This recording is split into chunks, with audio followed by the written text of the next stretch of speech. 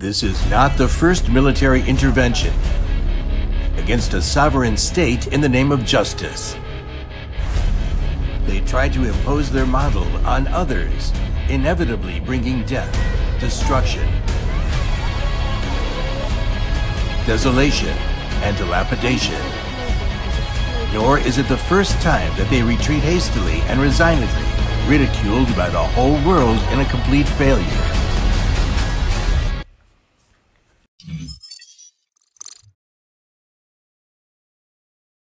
Good afternoon.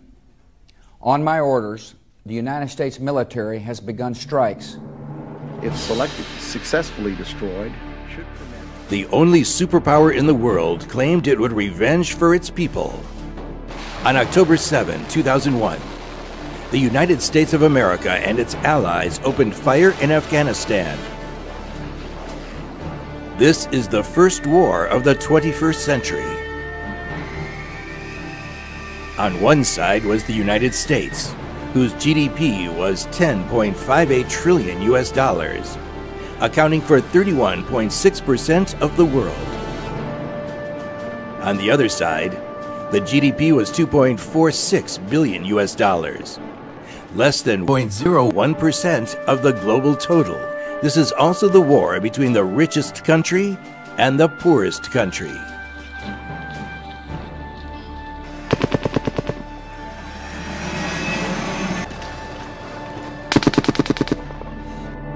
First, it was the Special Operations Force Squad who infiltrated quietly.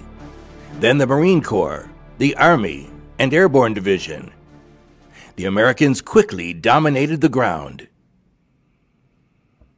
In 1 year, the Bagram base changed from an airport with only an old runway to one of the most powerful military fortresses in the world.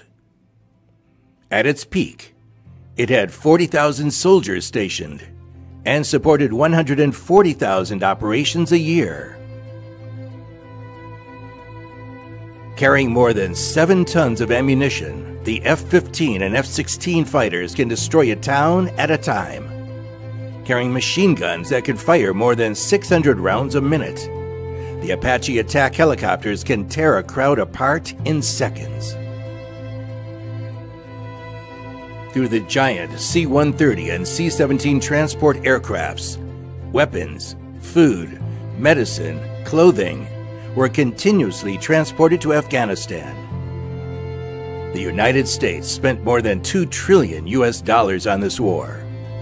The Obamacare, aiming at achieving universal health coverage, cost just $940 billion US dollars and was rejected. The United States owes more than $3 billion US dollars to the United Nations, UNESCO, and WHO.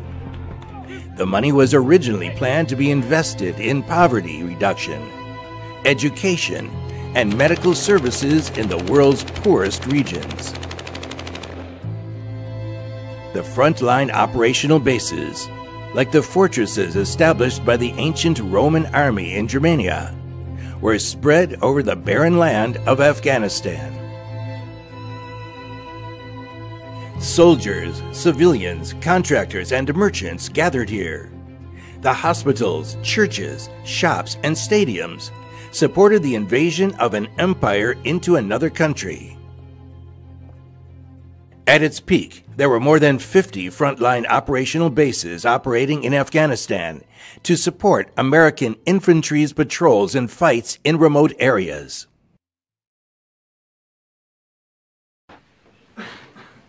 The Taliban seemed to be routed overnight, but they had never been completely eliminated. They just left Afghanistan or hid in the countryside. After a firefight, they killed Osama bin Laden. Bin Laden also left Afghanistan and was killed.